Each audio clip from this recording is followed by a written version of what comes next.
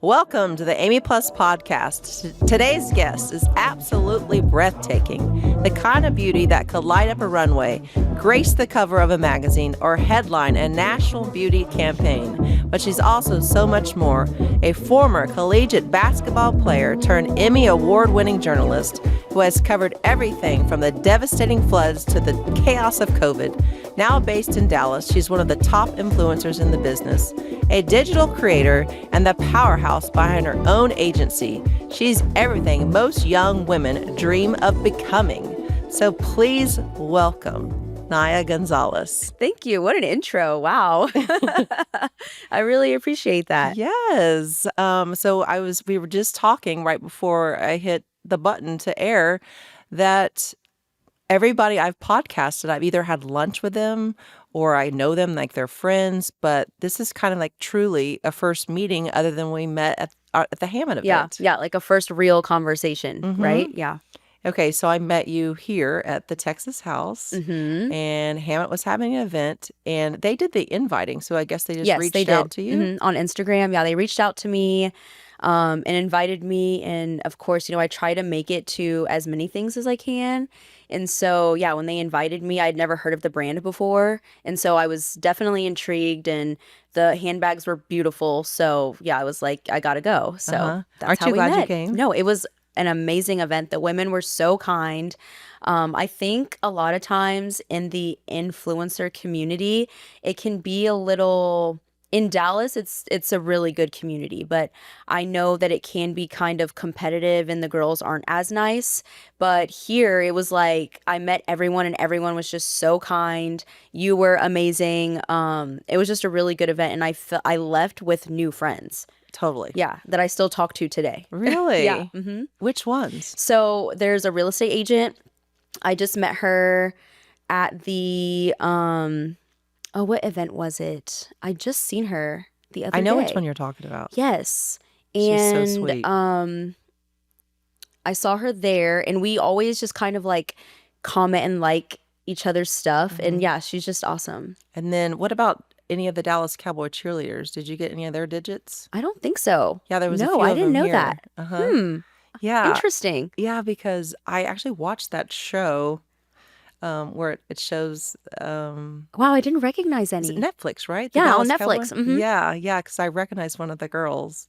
And anyway, I follow her now on Yeah. Instagram. But I actually really like that show. Have you seen it? No, it's so good. Yeah. It's so good. And Yeah. like season 3 I is love how out or coming out or I think it is out. okay. Yeah. I gotta go watch it. But no, I love how they're kind of getting that recognition now. Yeah, it really is fascinating. Yeah. Their pay raise. I want to get into all the things, but I always ask my guest, what's your fit? Okay. Yes. So I'm wearing a set from NKC. It is one of my favorite local Dallas boutiques. She's a designer, I believe, out of New York. And it's an Asian-owned brand, so love her. And then my shoes are Air Jordan. They're kind of little loafers. They're my favorite. Those are cute. Thank you. They were gifted, actually. They invited me to the NASCAR event a few months ago, and so yeah, I got those. And then my rings are Junction, my engagement ring.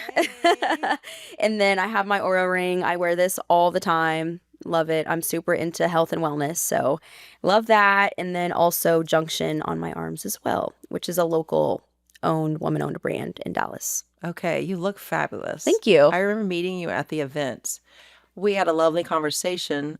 I didn't get a chance to talk to everybody, but there was something about you that stood out to me, which is why I reached out to you for this podcast. Oh, well, thank So you. you have like a natural presence about you that's, a nice spirit. Thank So you. It was lovely. Plus you're gorgeous. I love your eyebrows. Oh, thank you. I just got my Powered eyebrows by done. NYX. Yeah. Okay. I got mine laminated for the Yeah. first time, like, let's say 6 weeks ago. You liking it? Okay, so when I got them, I love them. But like when I first got them, they were so dark. Yeah. I remember showing Joe, my husband, and he was like, and I was like, no, it's just like a couple days. Yeah, it'll and then fade. It calms Yeah. down. No, I've actually never done that, but I have always wanted to get eyelash Extensions? not extensions, but like lamination, I guess, too. Oh, is that a thing? Yeah, so they perm your eyelashes and then they'll be just curled so you don't have to have mascara. But I'm Okay. so scared because it's like your eyes. Yeah. Yeah, I get the eyelash But same. extensions. Yeah. Um, so you have such an impressive resume. You've done so many things. And before we dive into like deeper of each of the things, could you just give us like a quick overview? Sure. Okay, so let's see. I'm originally from Kansas City. Go Chiefs. I went to college at Denison University, and that's where I played basketball. I got my master's degree from the College of Arts, Media, and Design at Northeastern, which is in Boston. And then I got my first on-air job in Omaha. Then I got an anchor job in Waco, and then another anchor job here in Dallas. And then that's kind of what landed me here in Dallas. And then it actually was a week ago, that I quit my job to start my own business and take on content creation and social media full time. Wow. Good for you. Thank you. So basketball. Yeah. That was your sport. Mm-hmm. I played basketball. Did you? Yeah. What position? Well, I was a post, but Okay. I should have been a forward Uh-huh. because I'm 6 foot tall, so I'm older than you. Obviously, I played college volleyball, but I was just as good in basketball, and I had to choose between the two. Yeah. And I chose volleyball because that basketball I would get shin splints all the time from the Yeah. running, and then being a post player. It was too aggressive for me. I should have been a forward. The reason why I say that because my best skill at basketball is shooting. Okay. What were you? I was a shooter as well. Mm-hmm. Yeah, but I was a point guard. Point guard. I was more of an assisting type of player. So I was the person who assisted and everyone else shot the ball. So you drive in the lane Mhm. and pass off the Yeah. ball to the post. Yeah, that was my job. Okay. You probably had a decent shot. Oh, no, I had Yeah. a great shot. I Yeah, have a but great shot you still. have, yeah, right. Let's I talk tore about my that. Achilles 2 years ago, and I have not really picked up a basketball since, but Okay. yeah, that was traumatic.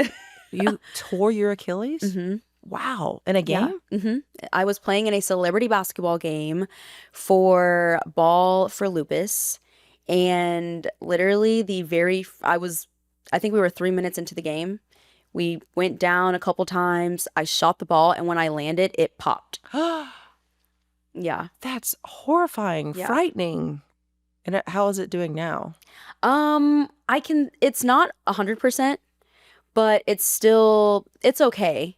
But I don't do anything crazy like I was. Like, I'm not doing extreme sports like that anymore. Yeah. So I remember the last time I played, very competitive basketball game. I was probably, give or take, 29 or so. And I was playing in like a YMCA. It was like all these ex-professional players playing. I don't know what made me think I could still do this, right? So I go and play. I mean, actually, no, let me take that back. I could actually play with them, but it was so rough. It was because we're talking about like some of these girls were playing professionally. Yeah. And I go up to rebound the ball as a post player. Same thing. I should have been a forward. But anyway, post player, I get knocked underneath my feet, go upside down, try to catch myself on my hand. So my hand goes first. Boom, my arm breaks, snap. Oh my gosh. Let's just say that's the last Yeah. time I've ever played in a competitive basketball game. Yeah. No, I believe it. It was a long recovery process for sure. Gosh, I'm sorry. But Yeah. here's the thing, though. The older you get, you still have your shot. And I can beat everybody at horse still. Yeah. That's so funny. Yeah, so that's going to be you. Yeah. Is No, your- for sure. Okay, so let's start with your initial dreams of becoming a newscaster. I'm assuming that started in college. It did. Mm-hmm. You took some Yeah. classes in broadcasting? No. So it's actually funny. So when I first went to college, I was kind of pre-med. I thought I wanted to be an orthodontist. And I was taking classes and I was like, okay, this definitely is not for me, not my thing. I did not enjoy it at all.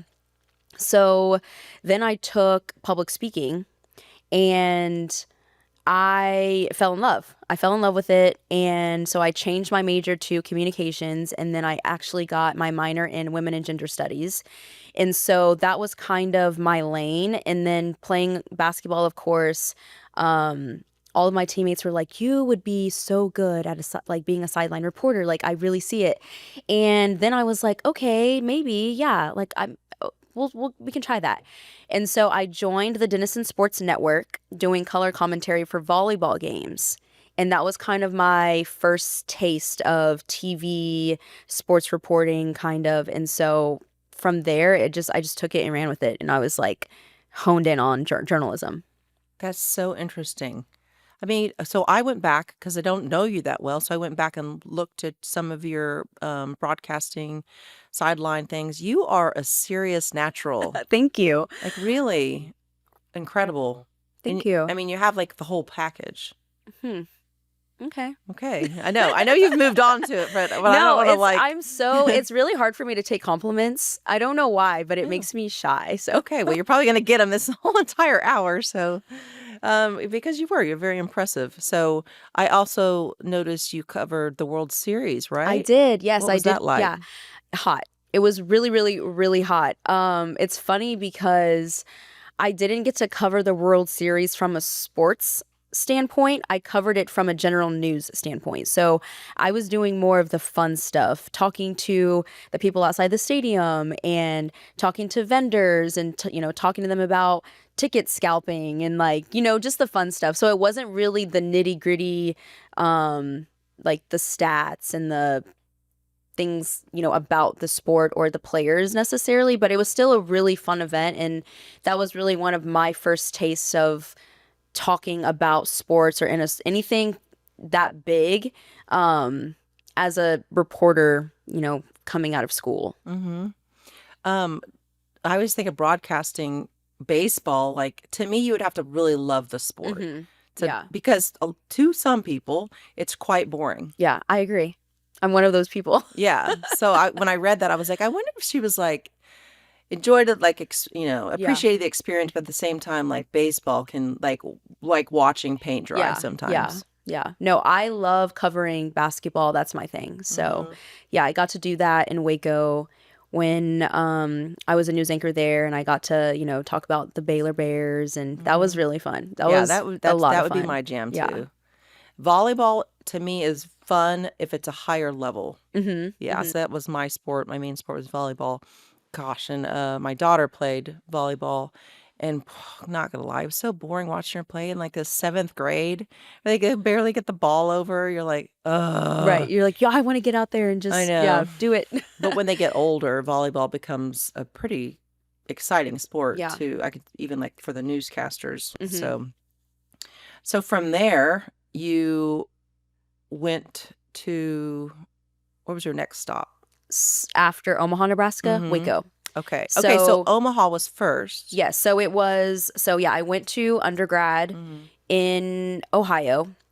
Then I got my master's degree in Boston.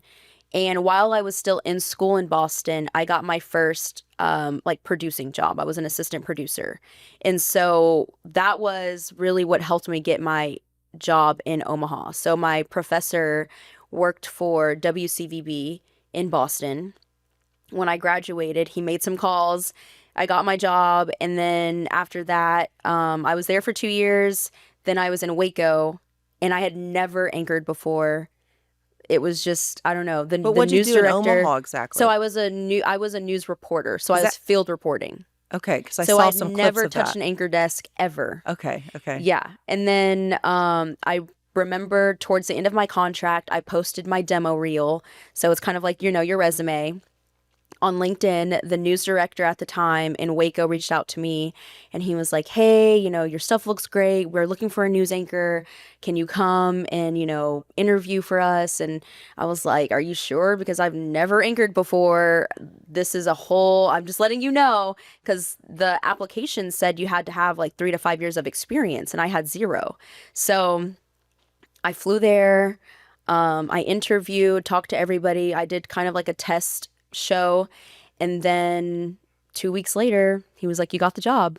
And so that speaks volumes for like your presence, because that's what I was saying earlier when I met you at the Hammett party. I mean, I met a lot of girls, and I remember writing in my notes, I was like, I'd like to podcast her someday. So you have a nice presence about you, and I'm going to continue to compliment you, and you're going to continue to look at me going, thank you. Take it in, girl. You'll get to an age where you're like, is somebody ever going to compliment me? No, that's exciting. So when you got the call and you're like, and you went, were you just super nervous? I was, because I've never been anywhere like that far except for Boston. And you as a student, it's a little bit easier because you have your school, you have your friends. Like, I knew no one in Waco. So I was just packing my suitcases. Omaha was an hour and a half from Kansas City. So they were so close that if I missed them or got homesick, I could go home. Being in Waco, I would have to get on a flight. So I was nervous, but it was probably one of the best decisions I ever made. I think when I was in Waco, that was the very first time in my career where I felt comfortable and like I really, really had a voice, and I was like showing up authentically myself. So I didn't have to, show up as something that I think I had to be. It was just, I don't know, the community, the team there, they were all so supportive. And I don't know, I feel like that was where I was really molded into the journalist that I became, and even just as a woman. Wow, that's incredible. And do you have any specific memories or fun stories of that time?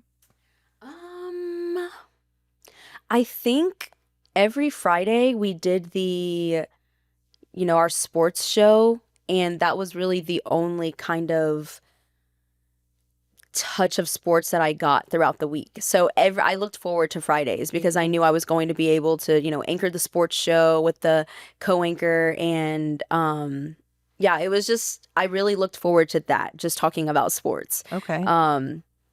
We did a lot of really cool stories. I did a special, it was called Uncovering Our History, and it was for Black History Month. And it was an hour-long special. They'd never done it before. And so we did that. And that was something that even to this day, I'm very, very proud of, because we talked about things that were kind of hard to talk about, things that people don't really bring up, but are really important topics. And so, we talked about really good stuff and happy stuff, but we also talked about really hard things and sad things. And, we ended up winning an Emmy Award for that.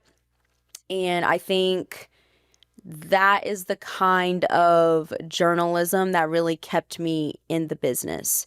So, when I moved to Dallas and I started anchoring there was a lot more red tape and things that would not get approved. And so it made my job kind of hard and boring because I wasn't able to tell stories that I wanted to tell that I felt were important. And so that's kind of what led me into social media and, creating content. Okay, so I heard the word Emmy. Mm-hmm. Emmy Award, actually. Yeah. So that's exciting. Yeah. Yeah, it was my very first Emmy. It was very surreal. And we were the very first kind of group to be, announced, I guess. Or like category, I should say. And I was watching on my phone, and I remember them calling my name, and I just started crying in the car, like, no freaking way. It still makes me emotional. Oh, I can see it. Good for you. That's amazing. So the Emmy Award, is it like on your mantle right now? No, it's not. It's still in its box under my desk. I don't have a place for it. Yeah, we're in a townhouse, and we've literally grown out of it. So yeah, but no, it's still very much one of my biggest accomplishments. So what did you wear? So I'm thinking you're going let's see. I remember it was a black strapless gown, and it had feathers all over the bottom. Ooh, I love me some feathers. And it had a train. It was really, really cute. Yeah. Oh, that would be a hard one for me. Okay, what am I going to wear for this one, right? Right, yeah. In case they call your name. Mm-hmm. So I would like to talk a little more about that since, obviously you're emotional, understandably so, about it. So you're saying you got to come up with the entire story. Was it a team or was it just you? Yeah, so I think they had done a Black History special before, but it was on a much smaller scale. It was never a full hour in a special. So, I remember I went to my news director at the time and I just kind of picked her brain and asked her, hey, can we do this? And she was like, yeah, girl. I mean, that's a lot of work, but you got it. If you want it, you take it. And so we had two reporters. One of them was a weekend anchor, and then the other one was a reporter out in Killeen. And so he would drive in to kind of do our segment so we could pre-record it. But he was covering stories in Killeen, and then we were kind of in Waco covering the stories there. And yeah, we sat down. And, I was like, okay, we should talk about the lynchings that have happened in Waco and, start from the very beginning and kind of how far the community has come and where we are today. And that was actually around the time that George Floyd was, murdered. And so it was just a really good special where we talk about hard things, like I said, but also like really good stuff and how, the community kind of supports each other and through the church and in faith. And, we kind of left the special with encouragement and inspiration and kind of one of those things where, it doesn't matter what color skin you are. Like at the end of the day, we are people and that's what matters. We're human beings and we are all equal and like just spread love. That's Absolutely. the thing. So I love that. yeah. I'm assuming you're a believer. I am. Christian? Yes. I love Yes. that. Me too. Yes. So I actually was rebaptized in 2021. I had been baptized as a baby, but that was kind of my decision as an adult to, recommit my life to Christ and yeah, just kind of make that decision for myself. Mm-hmm. Yeah, I got rebaptized later too. Because I grew up Southern Baptist and like it was in Houston, and I don't know if they still do it now, but you kind of get some pressure from your parents, like, you need to get baptized. So yeah. I think it was like 12. She's like, go up there, walk to the front of the aisle or whatever, walk to the front. So I was so nervous. I'm walking up there. I was more nervous about people looking at me Right. than anything about like, this is my Lord and Savior, right? And I mean, my parents did a great job raising me, but like technically I wasn't a Christian at the time. I was just kind of doing what you're supposed to do next. So later on in my life, like early 20s, I became a Christian and then I ended up getting rebaptized. It was something very special about that. It is. Yeah. Do you go to church around Dallas? I do. So I was going to Oak Cliff Bible Fellowship, and then the lead pastor stepped down. So I'm kind of... Is that Tony Evans? It is. I've been to that church. Yeah, it's so great. It's been 10 years. Yeah. Yeah. But So- I used to love that church. Yeah. No, it's a great church, great community. But now I'm trying to find my new church home. So I've been bouncing around. I've been to Social Dallas, Shoreline City. I've been to a couple different ones. So I'm trying to find, my home. I met his son at an event. I think it was like a fashion event. Tony Evans' son. Oh, Jonathan? Yeah. Uh-huh. I think it was Jonathan. Yeah. He has another son. I can't remember his name, but he's in Maverick City. He's a singer. Oh, maybe that. Okay. I remember now.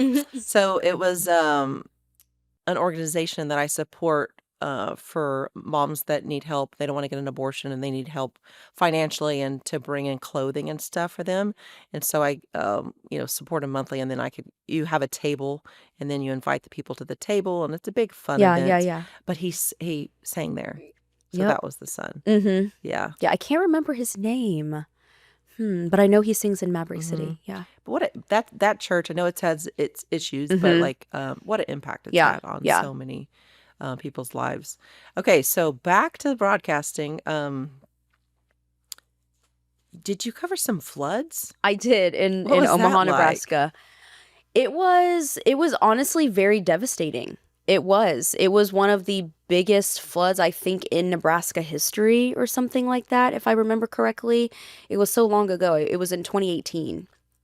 But yeah, I mean, there were so many homes lost. People died. yeah, it was very devastating. I'm Mm. curious to know actually now how some of those towns have kind of rebuilt because, I mean, whole towns were wiped out. Goodness gracious. I did read that. It was like entire towns. So now were you on site for some of these? Yes. Yeah. Hmm. So, I mean, I'm assuming you had some moments that probably were terrifying or intimidating. Hmm. And were you like, somebody get me out of here? Yeah, yeah, there were definitely, I remember, so I was the morning reporter. So I had to be up at like 3 in the morning, be at the station at 5. Sometimes even earlier. And I do remember being in this area. We drove probably an hour and a half outside of Omaha, and we had to do my live shots. And I remember my photographer getting a call or something, and he was like, "We have to go because the water's coming up or something, and it's like moving too fast." So they wanted us to kind of evacuate too and move. And so that's when you know it's really bad, when the news crews also have to leave. Yeah. So Because they don't really leave. yeah, yeah. Um, so I actually podcasted Laura Harris, Hmm. who the NBC news anchor, before you, and we were talking about the same thing, the storms and all the things. But I didn't know you were the morning Yeah. It because was she brutal. told me her schedule. She gets up at 2 in the morning. Hmm. Is that how Yeah, it was for yeah. you? It was, yeah, that schedule was brutal for sure. What did it look like? What was a day in the life Oh of? my gosh. So at that time, I was super into working out. So I probably would work out around like, I would take a nap. I want to say starting at like 6 and wake up around 8 or 9, go to the gym, come back, sleep for a couple hours, and then wake up, do my hair, I'm do trying to my wrap this. makeup You're at saying the 6 p.m. p.m. Yeah. Okay. Because I could never get a full night's sleep. Uh-huh. So I would honestly sleep in kind of naps. So I would sleep for 3 hours, 4 hours, wake up, go to the gym, sleep a couple more hours, and then wake up for the rest of my day. And then what was it like And once you got then, to so I site? would do my hair normally at home, and then my makeup either in the station or in the car on the way to wherever we were going. And then have my breakfast in the car too. Yeah. But yeah. That's crazy. Yeah, it I was Mhm. very, yeah, the hustle and bustle was, it was fun, but it was hard, but Yeah. it was fun. Yeah, it's a lot. And was that Monday through Friday? Hmm. What'd you do on the weekends? Sleep. Yeah. I slept. Oh, Yeah. I bet. Hmm. It is incredible how much women can do in the car. Yeah. I Yeah. know my daughter used to always make fun of me because when I was working full time, I used to be an athletic director, so I would work a lot because you'd do your full-time job, but then you'd have to go to these evening games and supervise other sports that were going on. I got so good at it. I was like okay, let me think. Back in the day, obviously doing my makeup, eating oatmeal, then I'd be on a call, and then I would drive with my knees. Yeah. So Yeah. it's like you need your hands to eat and to And put do the all the makeup things. on, and so you had to learn to drive with your knees. Yeah. So good. And my daughter would be like, "Mom, you're so irresponsible." I'm like, "I'm just doing the best I can." Yeah. No, I never had to drive. I had a photographer. So that was always nice to have someone with me so I could really, eat and do my makeup and focus on that. So yeah, I Wow, never good had to for drive you. anywhere. Like, not many people can say that they've even attempted a schedule like that. Yeah.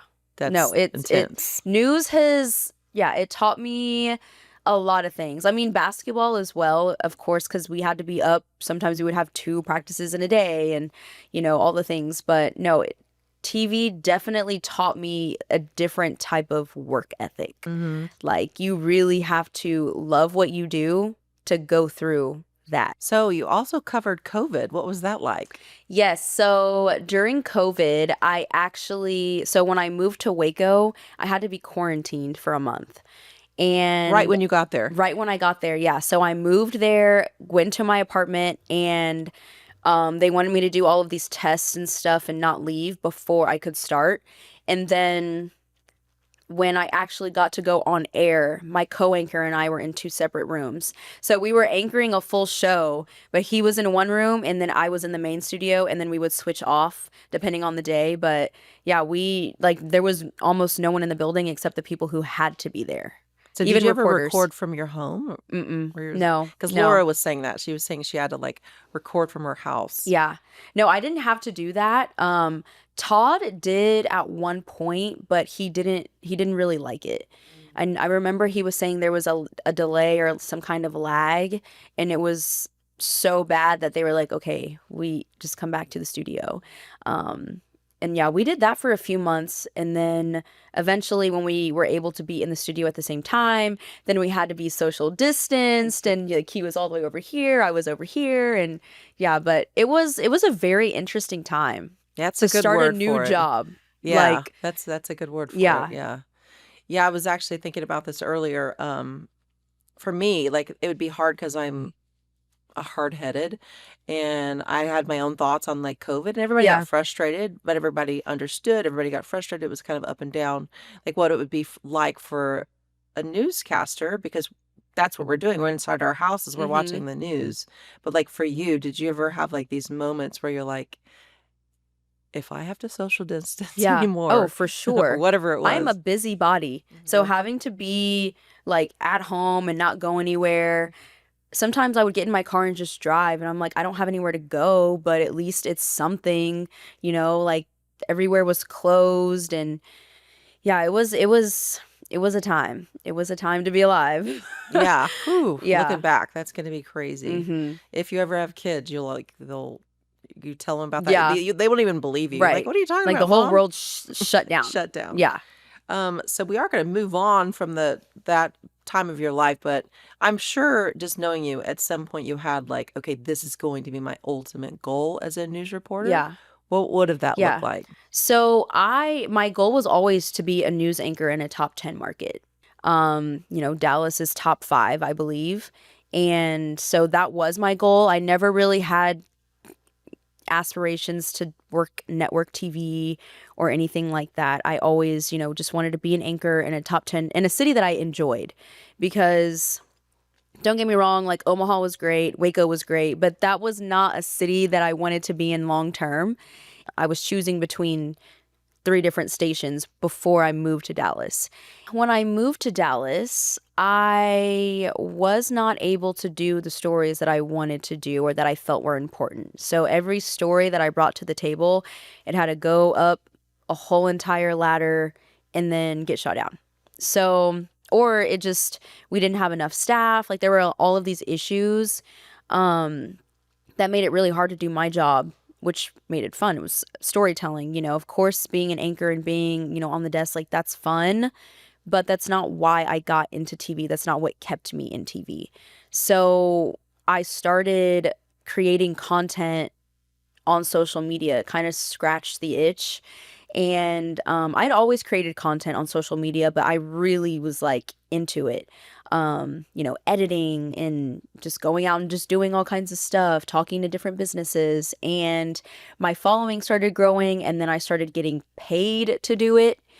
And then I remember I got a new news director, and he was like, okay, what you're doing on social media is great, but you can't do both. Okay. We don't want our journalists looking like they're being paid to like be on TV or something. And I'm like, okay, well, I'm on social media. It's 2 completely different things, but I understand. Did you think about just going to a different network? No, honestly, I started wanting to pivot a little bit. I just didn't know what I wanted to do or how. And I knew I wanted to be in Dallas. So, I also had, gotten to a point where there was also a salary that I was expecting. And I didn't want to be, I do remember I interviewed at Fox to be a reporter, but the salary wasn't enough. So to have to, make what I was making and then go back, it just didn't seem feasible for me. So I basically, he gave me an ultimatum, and I decided that I was going to kind of bet on myself and take on social media. I had started my digital marketing agency a little bit, but I wasn't 100% sure how I wanted it to grow, or what. I didn't have the vision for it yet. Um, but I was making money from it. I had clients. I just wasn't sure. I don't know. I didn't see the bigger picture yet. And but when I tore my Achilles and I had all of that time off, that kind of gave me the time that I needed to really plan and think about what I wanted to do. So when that time came where he told me I had to choose, it kind of Yeah. made the decision easy. Do you follow the girl Blondes Who Eat in Blondes Dallas? Who Eat? I don't think so. So she's a Dallas food influencer, and she was on the podcast, and she has a similar story to that. Yeah. So she did content on the side, and she'll film herself eating essentially, and it's fascinating. You can't take your eyes off of it. Just eating like a cheeseburger. You're Yeah. like, oh. But she had a corporate job, and she has the same thing that they came to her and they were like, you got to choose. And she ended up choosing the content creation, and I think she has almost 400,000 followers Yeah. now. She's huge on YouTube. She's got sponsored. She just went to New York a few months ago and did a collab with a fashion brand called Rami Brooke. And let's just say, girl, it's working out for her. But it was a big decision. But to inspire you and encourage you, she went through that, and it was very hard in the beginning. But financially, she's doing really well. No, it's really hard making that decision at first, especially I think for me, when I tell people, "Oh, I'm a news anchor," their eyes light up. And it's like, "Oh man, like that's such a cool job." And then, they have all of these questions. And so I think that was a part of my identity for so long. So having to walk away from that, and then, when people ask me, I'm definitely more confident now about it because I've had success in it. But when people would ask me, "Oh, what do you do?" I'm like, "Oh, I'm an influencer." And like, but now it's, no, I'm an influencer. I create content, and, I'm very passionate about it. I'm making a living from it. So, but that was really hard in the beginning. Yeah, I can only imagine. When you were starting the content creation, were you YouTubing? Were you doing LTK, Shop My? Yeah. What did it start out in the beginning? So I was on TikTok and Instagram. And so, like I said, I was really just creating videos of me getting ready for work. Come to, do the news with me. This is what I do for my makeup for on air. It's different than being, in a regular daylight setting because we have bright lights. And so you have to do your makeup a little differently. So I would just do things like that. And then it turned into just everything. This is what I'm wearing, or this is what I bought today. Come shopping with me. And people really enjoyed that. But I also talked about the hard stuff too. I shared my whole entire Achilles journey and recovering and not being able to walk and having to, go to physical therapy and just everything. And I think that's what's made people kind of tune in and care, because I'm not a gatekeeper, and I'm also like, I shared the real stuff. Even when I quit my job, I was like, I'm quitting my job, 10 years. And I'm just very authentic. And so I think people, and I hope people see that through my content. And that's really been kind of what's helped me grow online. So do you like LTK or Shop My better? I think I like Shop My better. Yeah. I do. I think LTK is great, but there's just a lot of steps and things to do on Shop My. It's just like easy to categorize everything, and then I post it and post Copy the link that and link. just and that it's super easy. But I do like LTK. I wish it was easier to get Zara on there. I think you have to have like a crazy amount of sales or something. Oh, really? Or I'm not sure. I don't know, but I know some people have the ability to link to Zara and some people don't. I shop at Zara all the time, so I wish I Love had Zara. it because I would share their Zara's links the all the time. bomb. No, I love Zara. Oh my gosh. Did you ever see or read the books Crazy Rich Asians? I saw the movie. I don't know which one it was in the movie or the books, but there was like this scene where I can't remember her name, but the one that was the wealthiest, the lady, everybody waited to see what she was going to wear to the event. So when she would come in, it was like, oh my gosh, she's wearing this, she's wearing Yeah. that. And she was a multi-billionaire. And she had all the designer stuff on. And then in the show, it showed her wearing just a simple black wrap jacket. And they were like, oh my gosh, where did she get that? And she was like, I got it from Zara. And I love that. I'll never forget Yeah, that. that's so funny. I love They that. have pieces They that have come great across pieces. Yeah. like you're literally wearing $1,000 coat Mm-hmm. and you're not. Yeah. Yeah. No, Zara's great. That's why I love NKC too. It's a little bit more expensive than Zara, but they have things that you really don't find anywhere. So I love that store. You know, I just realized I forgot to say what I was wearing. Oh, what are you wearing? What's your Amy? What's your fit? So I changed outfits. I put my. You're obviously quite young. You're my daughter's age, so I was like, oh, I better like tone it down. I had like this really fancy jacket on earlier, but anyway, I got the little Dolce jacket on, and just I think these are Alice and Olivia, and then Chanel tennis shoes. Oh, I put these on purpose. Do you know Melinda Maria? Okay, so she's a jewelry artist out of LA, but she sells jewelry for inexpensive that looks very expensive. But she does it with brass, so it doesn't tarnish your ears. I mean, eventually Yeah, yeah. you're gonna get you can't wear it forever. Right. But the way she does it and she creates her jewelry, so that's what I put her on. So this is Melinda Okay. Maria. I love your It's like a necklace. diamond gold chain, and then the hoops are pink. I think it's pink, blue sapphires, all the things. And for me, I love them. If you hear this podcast, she's great for traveling too. So if you don't want to wear like your real diamonds or your real this or your real gold, Melinda Maria, you should look her up. But because she makes bigger things, like anyway, I love these hoops so much.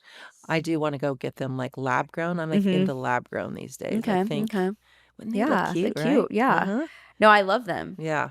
Oh, one more thing. This scarf, a friend of mine, Instagram friend. We have friends and then we have And then you Instagram friends. She finds like vintage scarves. So I think it's like a Chanel scarf, and she cuts it up and creates these headbands. Oh, I love And that. that's her career. That's so cute. Isn't that neat? Yeah. Yeah. Okay, shout out, girl. Yeah, I know. That's pretty neat. Anyway, back to what we were talking about. So a few years ago, I started doing the whole fashion influencing thing. Girl, I had no idea it was so much work. Yeah. It's so time consuming. Taking the picture, then linking it, finding the link. Yeah. Yeah. So if you like somebody out there is like, I'm thinking about doing that, do you have any Yeah. advice for them? It's a lot of work. You got to be organized. Definitely plan ahead. I think planning ahead is like key. So that way, you're not finding links, or you just do it ahead of time. Yeah. But yeah. I mean, I didn't do it today, so. I think that's why I kind of started moving away from it, because I just felt like it just wasn't organized enough. And then I did start doing Shop My, and I did like it. I like it better, and it's got more of my style and my clothes. And, being a little older, like it's just, it fits better with me to kind of encourage women that get older that, that doesn't mean you need to stop dressing Yeah, up yeah, and, yeah. Being fabulous. Yeah. No, out I there, agree. 100%. Yeah. It's more user friendly. Yeah. Mhm. So, but yes, girls, if you think about doing this, like think it through, Yeah. right? I think you're pretty organized though. Yeah, I try to be. Yeah. I have to be. Yeah. Mhm. Have you ever done a lot of Amazon stuff?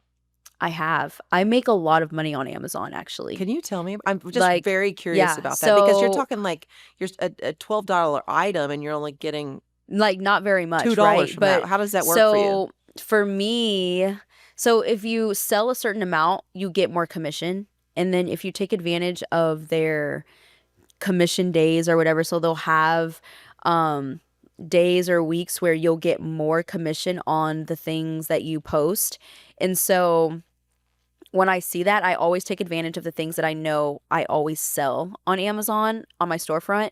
But I actually had lipo in December, and my videos went viral on TikTok. Bet. And I made a kind of like a lipo recovery kit on my Amazon storefront, and it sells so much. Like thousands and thousands and thousands and thousands of dollars. Lipo recovery All kit. over, yes, all over the country. Like, Stop it. yeah. What's in the kit? Yeah. Foams, what else is in there? Like bandages, just all kinds of stuff that you would need. Wood therapy stuff, a foam roller, just everything that you would need to recover. Wow. Yeah. That's That was a some- long recovery. Yep, I bet. They're sticking that thing in there. Yeah. I got lipo after I tore my Achilles, and I was never big, and I've always been fit, but you can't really spot train, right? So I would lose weight, but I would lose weight everywhere.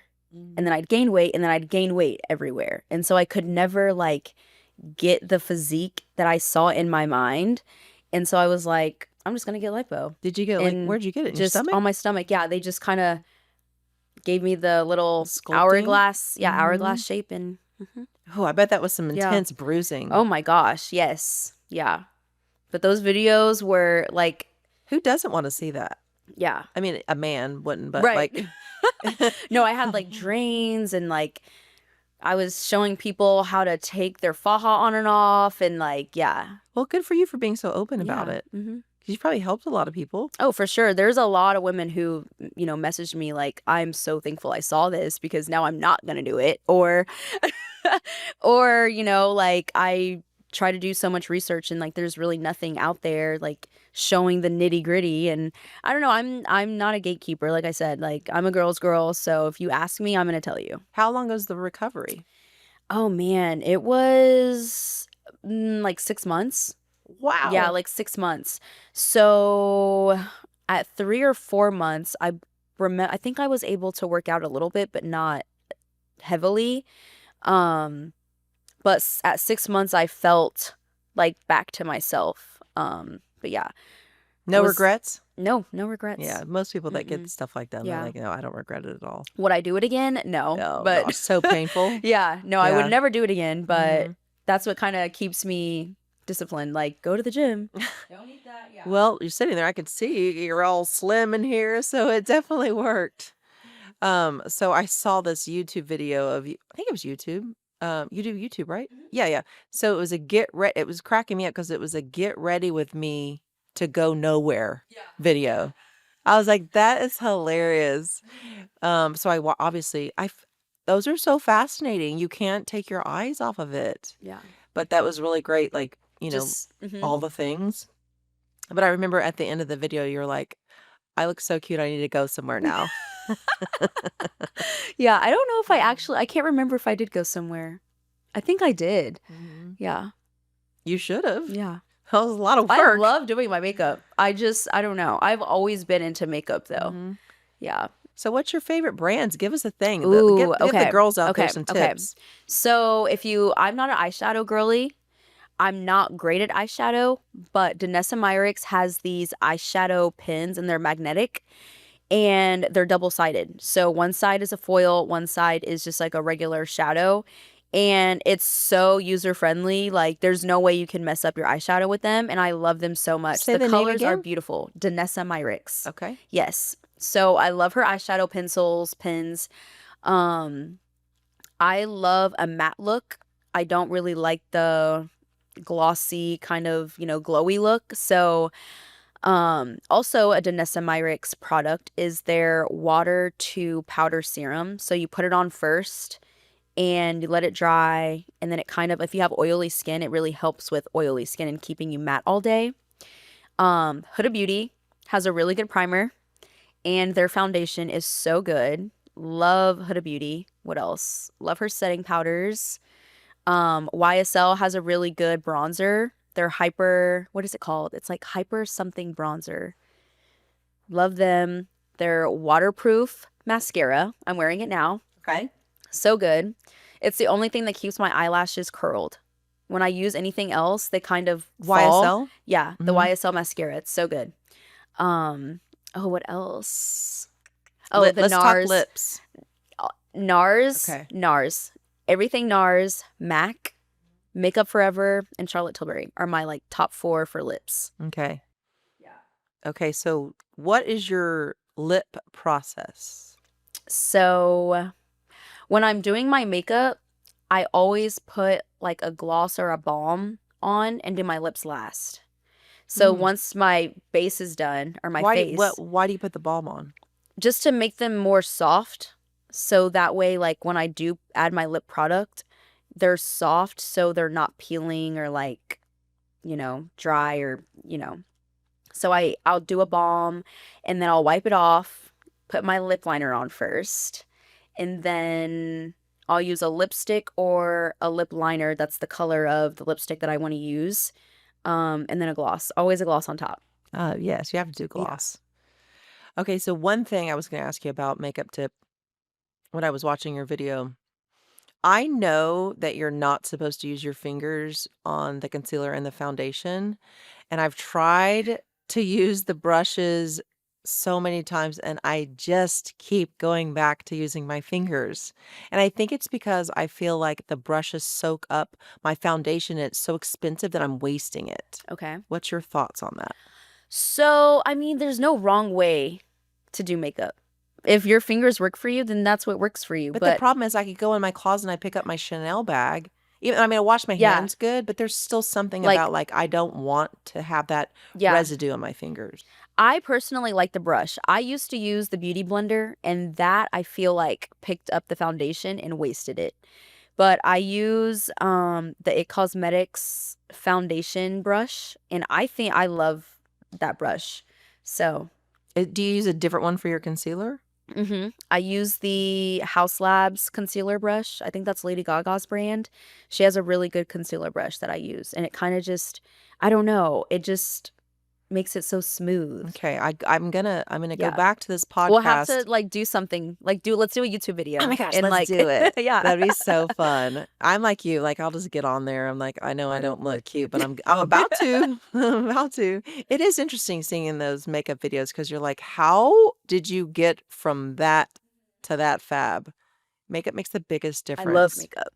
Yeah. Okay. Are you a contour girl? I am a contour girl. Yep. Are you mainly like cheeks? Yeah, I like to contour like right underneath my cheekbone. Because I think I have like a little bit more of a round face. So I try to just keep all my product like right here to kind of snatch me up, for a sultry look. And the brows. I like that a lot. Thank you. I was also going to say when I was looking at your videos from your news anchor days, girl, you've had a lot of hairstyles. No, I You've know. gone through Yeah, it. yeah. That was at one point like a problem at my station, but I was like, no. I'm changing my hair. Like I'm not doing my hair the same day the same way every single day. And it became a thing. So viewers would be like, "Oh my God, like how are you going to wear your hair today, Niyah? Like what are you going to, and it became like a game almost." Yeah. So, Sometimes yeah. those producers, especially the men, they probably just don't Yeah. get it. yeah.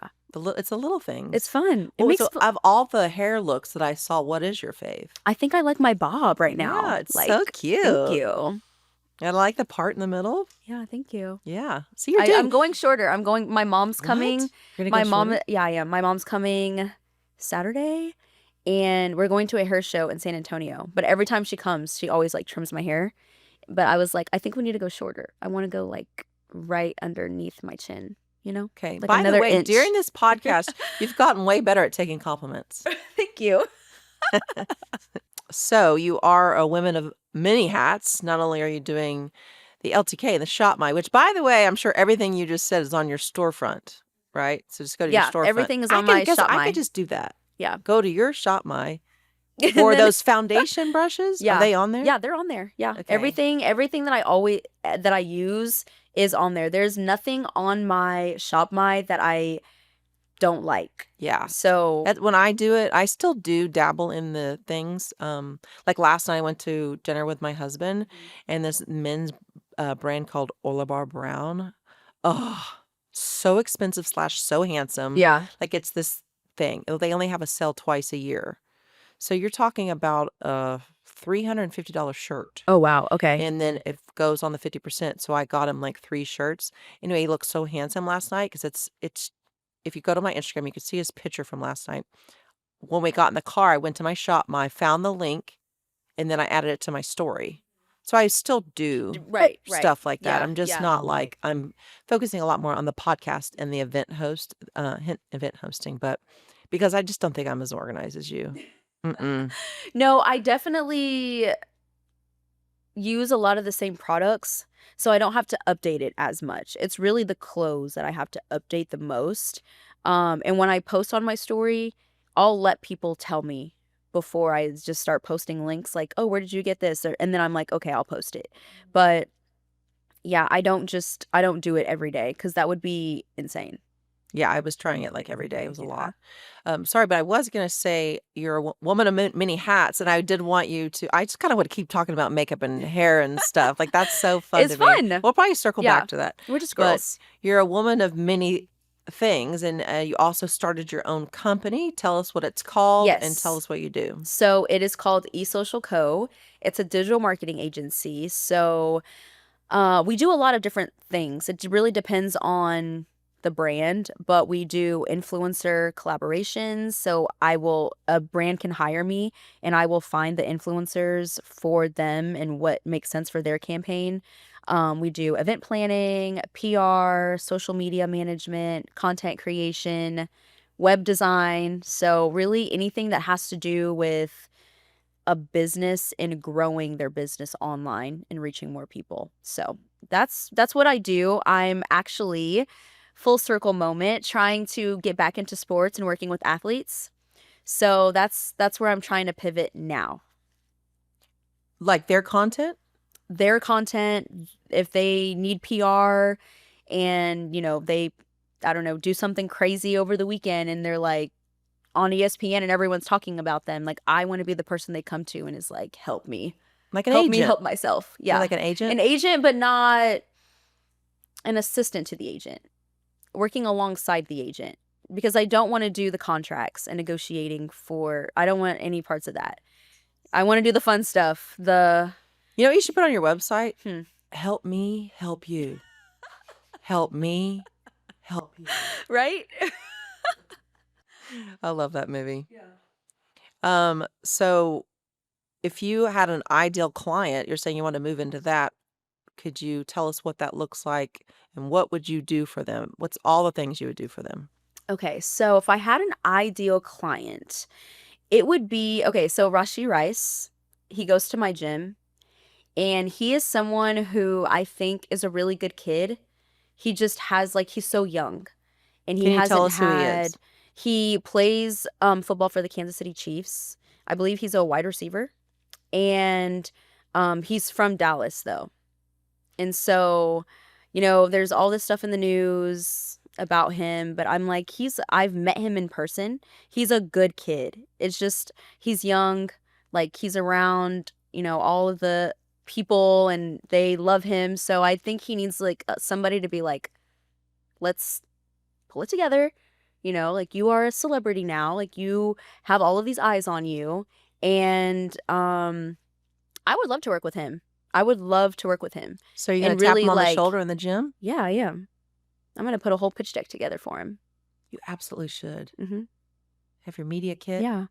You want to start a foundation? Okay, let's do it. That's a great idea. Yeah.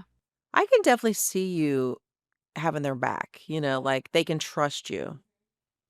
Which that's where And I love sports. Yeah, that's your new cat. Like all the history we've talked about, it's all coming to fruition and coming together. It where all God connects. wants you to be. Mm-hmm. Yeah, it's exciting. Yeah. So, but in the meantime, you've got your agency where you can help people. Give an example of that. So let's say one of my own clients, a company and I want help growing my Instagram or my YouTube or my website. If I came to you, what would you do for me? So we would sit down and we would talk about your goals. So if your goal was to build your following or subscriber base on YouTube, we would come up with a whole entire plan. So we'd sit down, go over, you have all of these episodes. I mean, I'm sure you have a schedule for when you post them. But we would think about, okay, so you have your YouTube. How can we create ads and target more people to bring them back to YouTube? How can we use your Instagram to bring them here to YouTube? Creating more content, maybe doing some PR, talking with magazines, or even getting you on WFAA in their lifestyle show and talking about your podcast. You can maybe do a mini segment of your podcast on WFAA. So really just trying to put more eyeballs on the things that you're doing and, you know, creating brand awareness. I think that's the biggest thing. That's great. And Yeah. do you have to like cap your clients so you don't get overwhelmed? Yeah. Yeah, for sure. Right now I have 2 restaurants that I work with. And so I don't want to say that's necessarily my cap, but it's getting there because of the stuff that I do from an influencer standpoint. I have a feeling at some point I might have to choose between influencing and my agency because I can't do both. I know the feeling. Yeah, It's a lot. it's a lot. Yeah. But it's good for now. I've never had a manager as an influencer, so I do all of my negotiating myself. I'm, emailing back and forth with brands, pitching myself, and doing all the things. And so I think when that point does come where I am representing an athlete, I definitely have the tools in my bag to help that way. Yeah. You gotta text me when you approach this athlete in Yeah, your gym. I will. I want to know how that goes. I might record it for YouTube. Oh, Yeah. you should do I that. record everything. My mom was like, "Girl, you have your camera out all the time." I'm the I'm like, same way. everything is content. Everything. Yeah. And you can't stop. People are like, why don't you? I can't. Yeah. You just can't. Like it's just who we are. It's just fun. I know. But are you the type of person like when I go on a trip with my family or friends, they love me because they don't have to get their phone out. They don't have to take videos. They don't have to take pictures. They just go, Amy, send me all the things. That's me. Yeah. love we're you in a for group. that. Yeah, we're in a group chat and they're like, "Did you get these?" I'm like, "Yep, Mhm. I got them." hmm And it does get a little annoying when they're like, well, don't post this picture because I look fat or whatever. And I'm like, I can't keep up. I do my best to like ask them, like what they like or their better Yeah. side or whatever, but it is a lot to Yeah. keep up with. I actually don't ever post, I don't think, before asking someone. I don't think I've done that. Yeah. What do you? Because I'm always like, because I would rather, if someone has a photo of me, I'm like, "Can I see it first?" Like before, Oh, you so know what do I you mean? text it to So them? I might text you're them like, and "Can be I like, post "Hey, it?" is this cute? Do you Uh-huh. like this photo?" before I post it. Yeah. Yeah, you're way nicer than me. I don't have time for that. I'm just like, just Because I want I to make feel sure. like I know them well enough. I know Yeah. what they will like or Yeah. not like. Yeah. And probably only twice I had to delete something, Mhm. which is fine. Yeah. I don't care if they come But to me and like, can you delete this? I'm like, I oh don't yeah, care. no, for sure. I'll definitely delete it for sure. But I don't know. I just never want someone to be like, "Oh, I look ugly." Yeah, Like, that I makes don't know. sense. I mean, Yeah. none of us want to look ugly, but I don't think you could ever look ugly, Thanks. even if you tried. Oh, I'm excited for your future. Thank you. You have so much going on. God. Like I said, I feel like God has such a good plan for you. You're clearly one of a kind. You actually remind me a lot of my daughter. Oh, Yes, thank you. she's got the same type of presence about her. She's a pediatric doctor. She's finishing up her fellowship, and then shout out to you, Kelly. I'm hoping you end up here in Fort Worth. She's pregnant. Like I want to, help her with her grandbaby and all the things. So before we wrap it up, we have a quick this or that. Okay. Mm-hmm. Tex-Mex or Texas barbecue. Ooh, Tex-Mex. The Mavs or the Cowboys? Mavs. Even after the trade? Mavs. Bougie Uptown Rooftop or Back Alley Jazz Club? Ooh.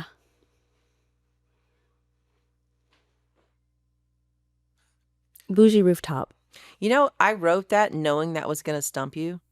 Because I Yeah, could see you at I both. can have fun at both. Yeah. Yeah. I was like, I can see her Back I Alley like Jazz dressing Club. up, but then I could also, Mm-hmm. yeah. Because you could find the jazz clubs, like find those places Mhm. that most people don't know about. Yeah. And you go down the steps and it's like a jazz club. I love Have you been those. to Ginger's? No? Oh, you have to. Okay. Yeah. You and Mr. Joe, you got to go to Ginger's. Okay. Ask for Eric. He's great. He's the bartender there. Is this a jazz club? It can be. It can be. They have live music sometimes. Sometimes they have artists come and perform. But it is such a great lounge. Like, it's sexy. The drinks are really good. It's very small, so it's intimate. Like, it's probably one of my favorite lounges in Dallas. Okay, gotta Yeah. write that down. It's one of those places that I go with my girlfriends, maybe after we have dinner or even before, just to, kind of like all get together. Okay. No, it's a really cute. Okay. Cute. I like the Yeah. top of the Thompson Hotel too. Yes, Because there's so much to do. Monarch is You really got the cute. Monarch, Yeah, then you've got the Kasaku. sushi place, and then you have the cute bar, the Catbird. Yeah, Yeah. Have you been to Little Daisy in there? What's that? It's on the bottom of the Thompson. What? Yeah, and I they like have live staycays music. there. See, I'm learning so much from you. Okay, sorry, we got distracted. Heels or sneakers? Heel. Dior Beauty or MAC Cosmetics? Mac. I started getting into Dior. I'm like so into it. Dallas shopping, North Park Mall or Highland Park Village? Ooh. North Park. I like North Park. Sexy straight hair or beautiful head turning curls? Sexy straight. As you got it right now. Wedding, the Crescent Hotel in Dallas or the Ritz-Carlton Naples in Florida? Ritz-Carlton Naples. Lovely. Broadcasting the Super Bowl or broadcasting the Met Gala? The Met Gala. I Yeah. love that. Oh, this is good. This has been so fun. No, this is great. Yeah. Yes, I'm so glad you came. I know you're so busy. You have an event tonight. Where are you going? Yes, I'm going with Ipsy Cosmetics to the Tate McRae concert. So I gotta go get changed and get ready for the concert. You got to send me a picture. I'll just go look at your IG. Yeah. Tag me, remind me. I will. I'll come look at it. Yeah, they sent me all this makeup and stuff, so I might have to redo my face. Okay. So we'll see. Yeah, you might see a new video of me Okay. redoing my face. Your videos are amazing. Like I Thank love you. it. Thank you. Get ready with me to go nowhere. That's what cracked me up. Okay, so where can everybody find you? You can find me on TikTok. Internet Bestie is my handle. Instagram is Niyah.Gonzalez, Gonzalez. And my business page is eSocialCo, so ESSOCIAL Co. Perfect. Well, it's been so fun having you on. Thank you. This has love been great. I haven't Yeah. done a podcast like this, and like I said in the beginning, especially someone that I feel like we just kind of met for the Yeah. first time almost. So this has been lovely. Now we're besties. I know we're besties. I'm going to meet you at the bar and the clubs and the things. At Ginger's. At Ginger's, yes, for sure. And I am going to for sure get more makeup tips from you. I'm going to try the foundation brush. Just text me, girl. Okay, it's been so lovely having you. And so anybody out there, make sure you subscribe to the Amy Plus podcast on all the things. Subscribe or follow, and we'll see you next time.